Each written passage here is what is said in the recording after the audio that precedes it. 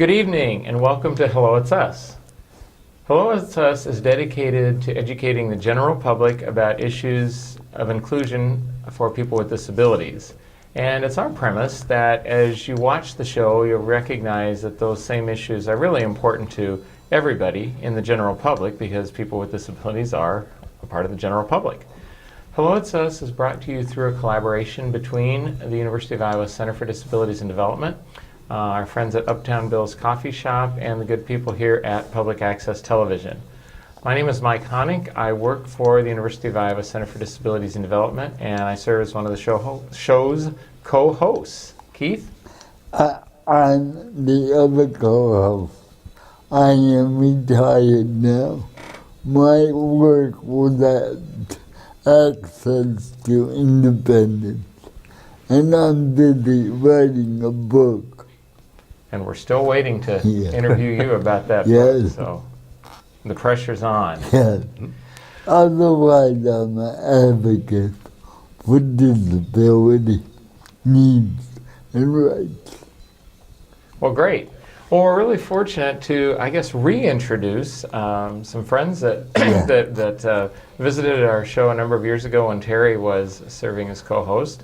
We're going to be talking today about student disability services, and joining us in studio we have Mark Harris, am I right, who is the Director of Student Disability Services. Welcome, Mark. Correct. It's good to be here. Thank you. And Hannah Soyer is a student at the University of Iowa and is going to talk about some of her perspectives about accessing services through Student Disability Services. We like to call it SDS for short, and talk just some about her experiences as a student on campus. So welcome, Hannah. Thank you. Welcome. Thank you. Well, we'd like to start out and just ask each of you to share a little bit about yourselves, kind of what brought you here, a little bit of biographical information, just what you consider important in terms of the topic of disability experience on campus and SDS. So Hannah, I think we'll go ahead and start with you. Sure. Well, I'm a senior at the University of Iowa. I'm studying journalism and English, and we found out about SDS probably my senior year in high school when we were making college visits. University of Iowa was really the only college I wanted to go to because of my passion for writing, and why would you go anywhere else? So I've always been involved with SDS since I was a freshman. I also am part of the Hawkeye Accessibility Ambassador Program through the University of Iowa, which basically we look at different building designs or buildings that are already existing, and we give feedback on how to make them more accessible for everyone. That's been a fun program to be a part of. I've been involved kind of since it started, and it's just been neat to see the contributions that students, including Hannah, have made to that program. And I have learned certainly a lot about how powerful the student voice is through that program. So that's been really exciting. And does that include building going up? Is there a new building going No, up? does it include? Does it include? I think so. Okay. I mean, the one project that I worked on, I remember working on, there's the new area of the Lindquist Center, Okay. the iCater. Yes, And I've been there. yeah, and so I sat in on a architecture meeting or something. So that was before that building was built.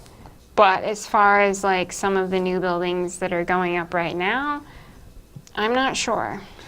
I think it's kind of a combination. Brian Monarnock, who you met through our show a number of months ago, actually is a facilities management coordinator, and he's responsible for scheduling meetings with the design teams and for the ambassadors, and it sort of depends on what stage of construction they're in, and I think a little bit about how receptive they are. For instance, the And I don't remember if you've been in any of the meetings, but there have been some discussions with the College of Pharmacy pretty early on in the process. So. Yeah, I wasn't a part of it then. Okay. Well, Mark, tell us a little bit about yourself and what brings you here.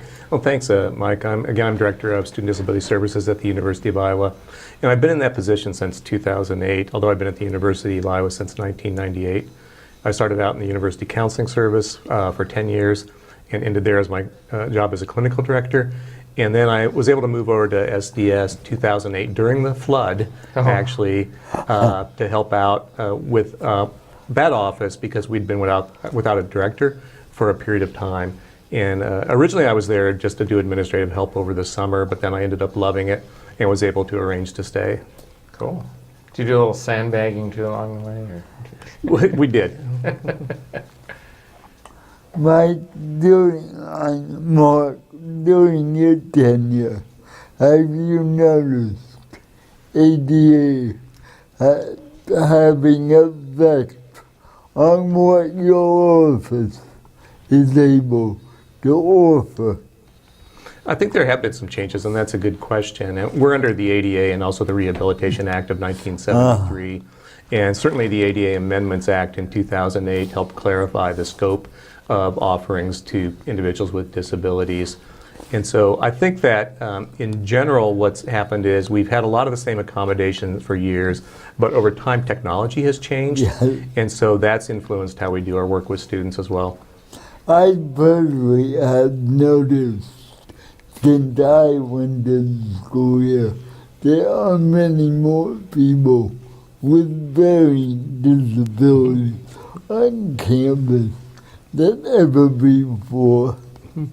And we've noticed in the last 4 years, we've had a 58% increase in the number of students registered with our office. Wow. And so I'm thrilled by that. I think that two things are happening. One is I think that we're able to help students have a positive experience at the University of Iowa.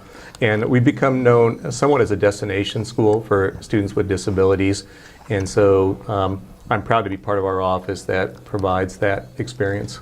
Do you think that's a lot better experience now the ADA, when they're in high school, they learn enough to go to college I think those are and excellent. be ready? Yeah, I think those are excellent questions, and that varies a lot depending on the student and their family. Okay. Well, I've noticed a couple things. I've noticed that students in general, I think, are more prepared academically, and they've had a better experience in K through 12 systems, and their disabilities have probably been accommodated to a greater extent than they were before. The other trend that happens at the same time, though, is that there are students who have had their families or their parents do a lot of things for them, or the parents have kind of taken over and have done things for the student. And so to the extent that that's been what the student has experienced before they got to campus, the transition can be a little rough. Yes. Than letting the student actually take leadership over their education earlier on in high school. But that's a tough call for the parents. I mean, they're used to trying to advocate for their sons or daughters to provide something for them, yet at the same time needing to figure out how much to let go and transition. It's got to be a challenge. I have friends that are, that are parents about my age, and they have a son with the disability, and I think it's an ongoing struggle. I mean, even sometimes beyond college, but I'm sure that having the college experience where they're on campus, I don't know, Hannah, if you're comfortable. This is we for out there in the audience, we prepare some questions, but we also like to just generate some kind of discussion as it goes. So I'm putting Hannah on the spot a little bit. But Yeah, that's fine. Have you noticed for yourself? Just as you mentioned that you're a senior now, has that dynamic changed a little bit in terms of your work interactions with your family, in terms of how independent you've become over the years here on campus? Yeah, I think so. I mean, I think part of that is just me getting older, though, I think that, I mean, I don't know. I think that parents advocating for their kids with disabilities is one of the greatest things they can do. And I think it's a very complex question of when do they stop? Or not when do they stop, but when do they, transfer that onto their kid? And I think that sometimes, like, we forget all of the barriers that students with disabilities are coming up against besides just normal barriers that every other student is coming up against. And so I think that, I know that I wouldn't be at the University of Iowa without my parents' support. You bet. And without them advocating for me throughout, K through 12 school. But has it changed? Has has their involvement changed? Yeah. Just as it would for any student, right? Exactly, yeah.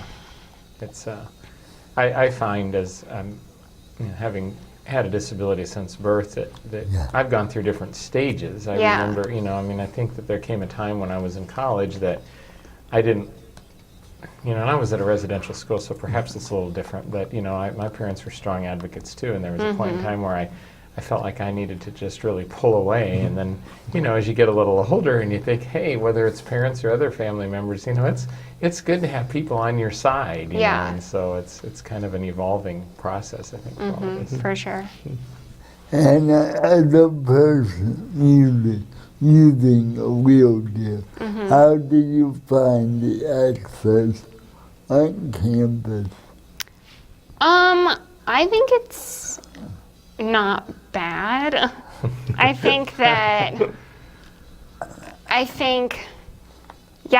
there's, it's hard to separate campus from Iowa City, the city. Yes. And, I've been, 2 summers ago, I was in Ireland. And so being there and you're like, oh my God, America is so accessible, which it is, and Iowa City is really accessible, but does that mean that we should stop at just being okay? No.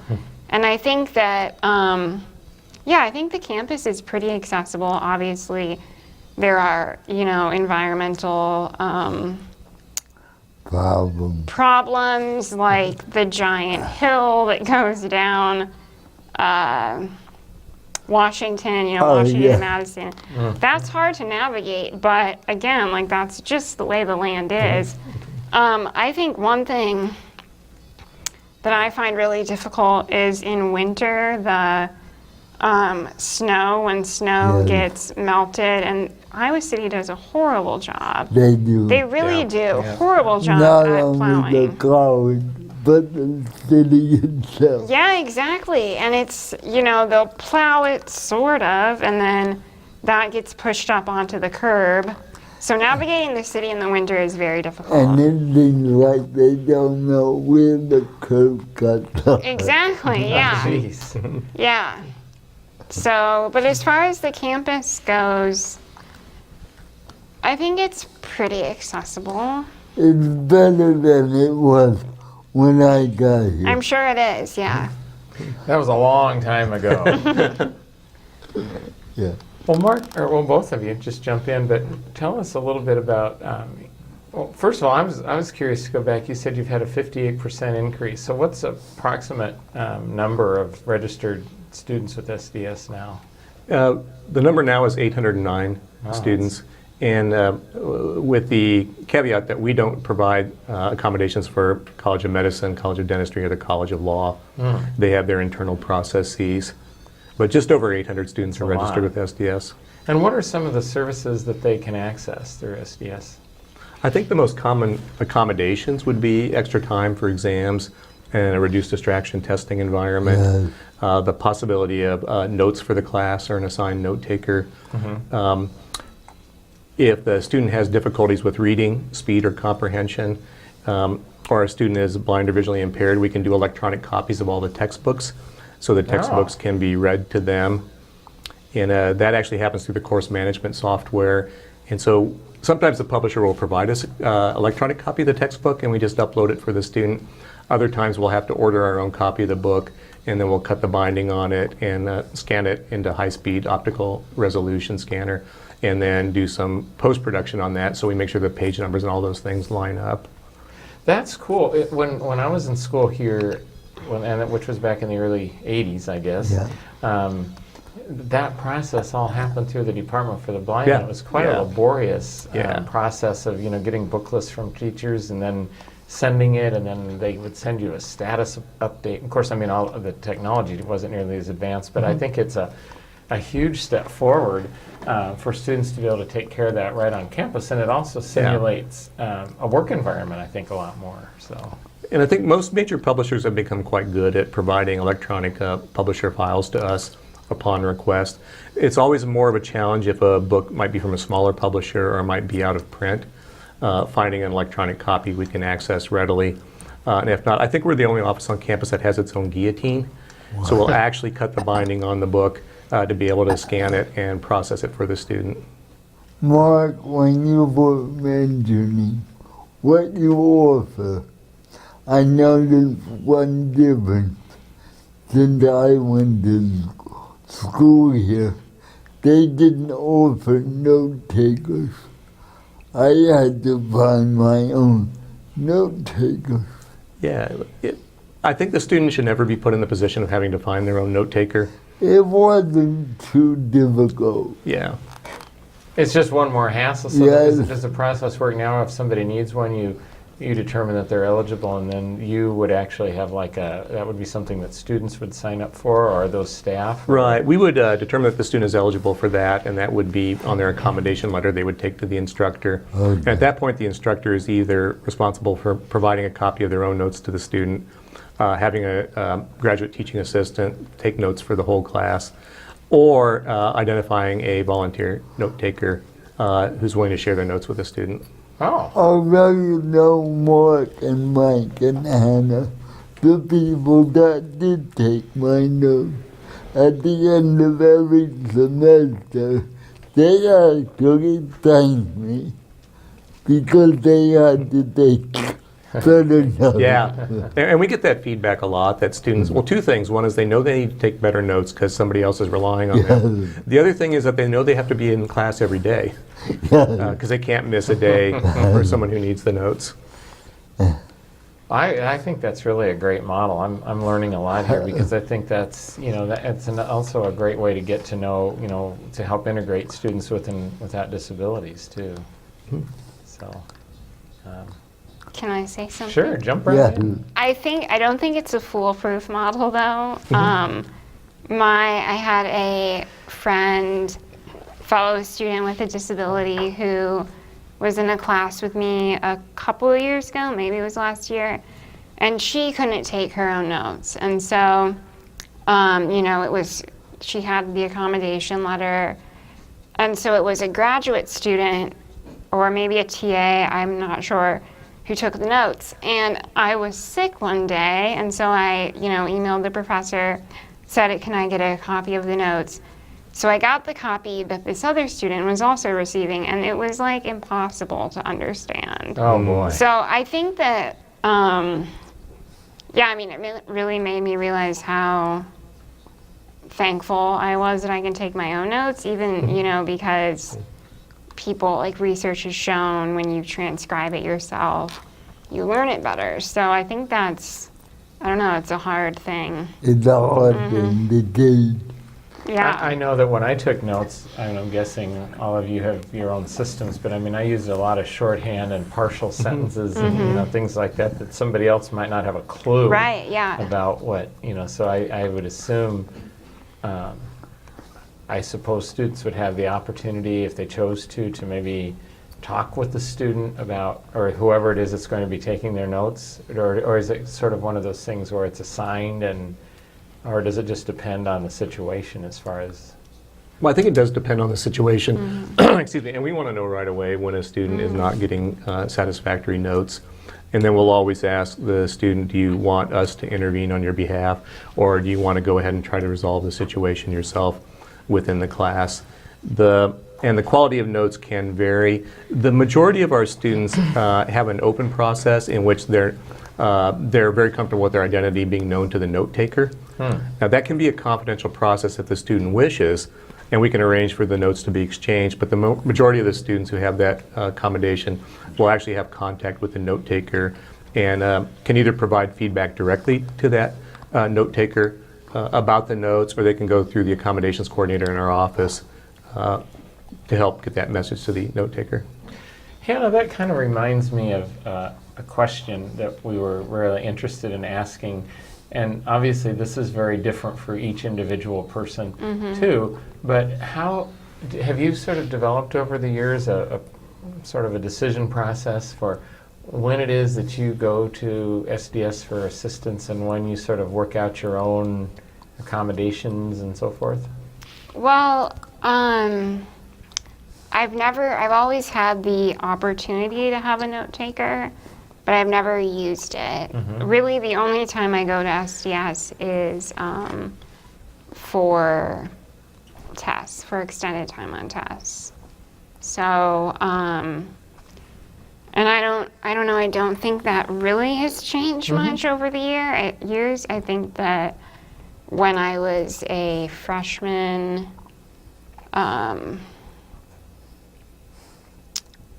or even a sophomore, I maybe, was like thinking maybe more should be offered through SDS or other information or stuff like that. But yeah, I really only go there for tests. Well, that's great. The reason I put the question on the list, and the reason that I asked it was because it was kind of the process changed a little bit for me, and that, and I needed at that time, and I don't even know if this is much of an issue. I suppose it may be to a degree, but at the time when I was in school, I had to have readers for almost everything because, there just was so well. Computers were definitely in their infancy, and so over the course of time, I had to have readers for textbooks and tests, and that's changed, I'm sure now. But over the when I first started out, I just did everything through SDS, and then I started at a small college, or their office was called something a little different, but it was the same type of situation. And then over time, students that you get to know in classes would say, well, gee, how do you get to be a reader? And I it's a pretty simple process. And so that started for me to become more of a natural support thing that happened. And so Hannah, just to go back for a minute, as the ambassador, have you been in either the music building or Hampshire? And what do you think of the accessibility?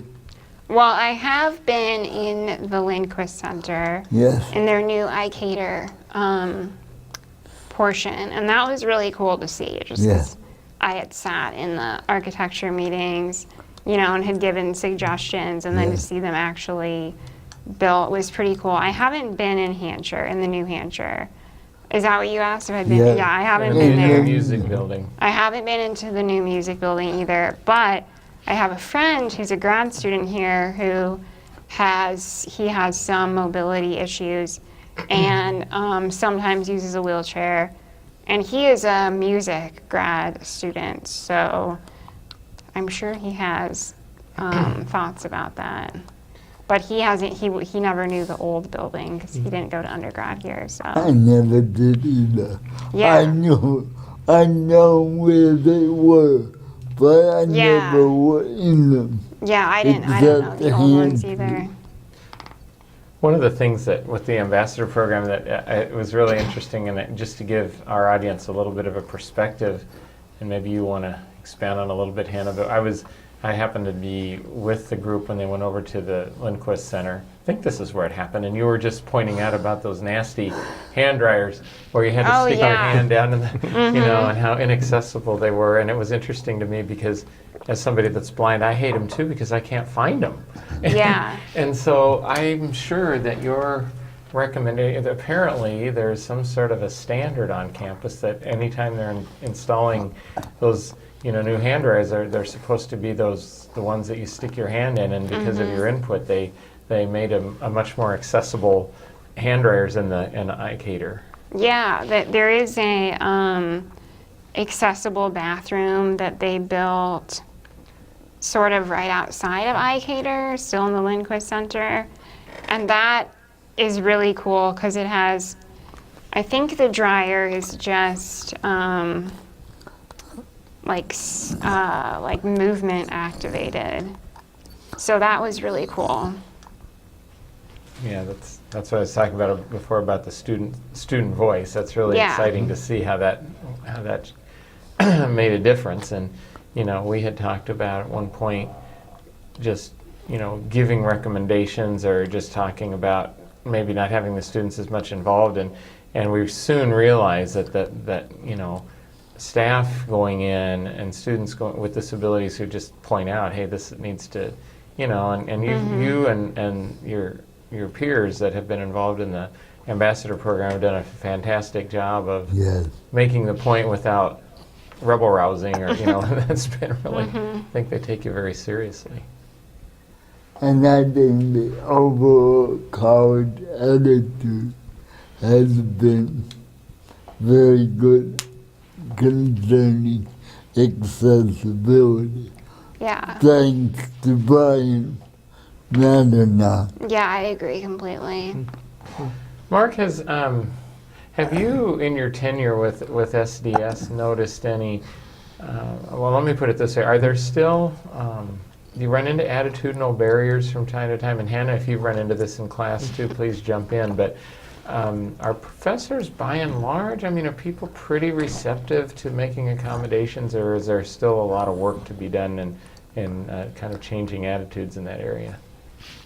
Do you want to go first? I don't know. Yeah, I think it varies. I think our experience is our office approves thousands of accommodations every semester, and I think most of them occur without problems. But we do at times hear back from our students that there is a concern about a various accommodation or with a various instructor. And our model is always an empowerment model. Oh, okay. The first thing we'll do is we'll ask the student, do you want us to intervene on your behalf, or do you want us to help you intervene directly in the situation? Because we don't want to assume that the student wants or needs or it's developmentally okay for us to actually just step in and resolve it. So a lot of times what we do is we coach the student in terms of the various options for trying to resolve it. And that's the model that we prefer. Now there are times, and fortunately it's not very often, where our staff will have to actually intervene directly with an instructor. And what's typically the case is that there's just a misunderstanding of what the accommodation needs to be and how to provide it, or the instructor doesn't know how to provide the accommodation. We can help them with that. Occasionally there is an attitudinal barrier that we address directly with the instructor, and there are times when we have to actually go to the department chair, and there have been a handful of times we've gone to the university ADA coordinator to step in and just make sure that the instructor understands their obligation. So it sounds like quite a continuum, of options. And it sounds. I'm glad to hear that the majority of cases, it's just kind of working through with the student. Mark, one added question to that issue. Do you think of the AD issue, the older the professor, the more lacking in knowledge about disability needs? So I understand your question correctly. Is there a Age difference There is an age difference, definitely. with and- attitude. With the attitudes. The Okay. Two things will influence the attitudes. One is age. The second is if an instructor is from a geographical part of the Okay. world where disability is not a positively valued construct Okay. for that. And when you have the combination of both of those things, there are times when we've had to step in a little more directly to let the instructor know what their obligations are here. We're fortunate we're able to present to all the new instructors in the College of Liberal Arts and Sciences before they start in the fall. And we have a chance to talk with them about the accommodation process and what accommodations mean and why they need to occur. And during those meetings, there is never a problem with instructors knowing what they need to do and why they need to do it. They know about the ADA, they know about accommodations, they're ready to provide the accommodations. The only questions we get are, what's the paperwork or the process that, at this particular institution that lets them know that an accommodation needs to take place. So over time, I think attitudes have gotten a lot better. That's great. Hannah, I think you said you might, and we are kind of running short on time here, but you said you may have had a comment on the attitudes of professors with accommodation. Well, yeah, I haven't had any, I've never had a professor that has been, not open to accommodations or not very willing to accommodate me. However, there have been, and I can think of really only one instance. There was a professor who, this was my freshman year, and this professor approached me during class and came up to my desk and said, "I'm just so happy that I have you in my class. I've never had someone like you in in my class before," which, may sound nice, but is very inappropriate for a academic environment. And right, I think then I was like, wait, like, are you treating me different from the other students? So that was upsetting. But I've never had professors not be willing to accommodate me. That's great. So. I can understand why that. Well, we are up against time here, so I want to thank this half hour really flew as I figured it would. I want to thank both Mark and Hannah. Thank you. Thank you for spending some time with us, and thank our viewers for joining us as well. Keith? Have a good week out there. And thank you, Hannah and Mark, You're welcome. for Thanks coming. for inviting us. Yeah. Come back. Yeah, definitely. All right. Thanks. Thanks.